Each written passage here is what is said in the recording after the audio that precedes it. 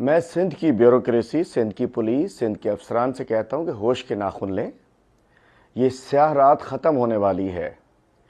یہ جو imported government ہے، یہ ایک ووٹ کی گورنمنٹ، یہ امریکہ کی غلام گورنمنٹ ختم ہونے والی ہے، اور اس کے جو اتحادی ہیں، اس گورنمنٹ کے جو مین سپورٹر ہے اس امپورٹڈ گورنمنٹ کے، وہ سندھ میں بیٹھے ہیں۔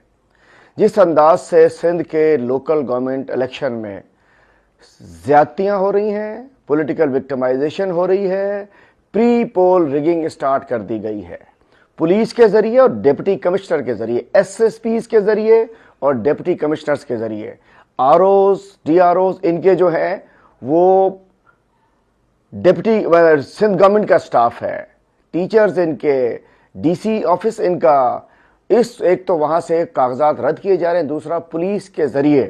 جھوٹے مقدمات بنائے جا رہے ہیں۔ پورے سندھ میں ایسا ہو رہا ہے، ابھی ملیر میں بھی ہمارے سلیم غوث صاحب کے اوپر بھی جعلی مقدمہ بنایا گیا ہے، اور میں کہنا چاہتا ہوں یہ پری پول ریگنگ ہو رہی ہے،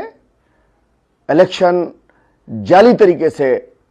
اپنے مخالفین کو بند کر کے ہرانے کی کوشش ہو رہی ہے،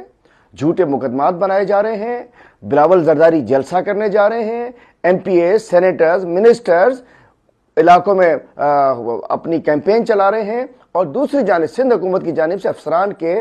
تبادلے، ٹرانسفر پوسٹنگز کی جا رہی ہے۔ اور ایک سب سے گندی مثال وکٹمائزیشن کی میں کہنا چاہتا ہوں کہ وزیر اعلیٰ سندھ کے خلاف نعرے لگانے والے، ان کے خلاف ایک اپنا موقف رکھنے والے ہمارے ایم پی اے شبیر قریشی کو ایک پتہ نہیں کس لڑکی کے نام کیا ہے وہ جھوٹی ایف آئی آر کراکے بند کیا جاتا ہے۔ تو سندھ میں اس وقت میں کہنا چاہتا ہوں فسطائیت ہے، سندھ میں سویلین ڈکٹیٹرشپ قائم ہے۔ میں افسران سے کہتا ہوں ہوش کے ناخن لیں، ہوش کے ناخن لیں۔ میں زرداری صاحب کا جملہ آپ کو دہراتا ہوں، ہوشیار ہوشیار ہوشیار۔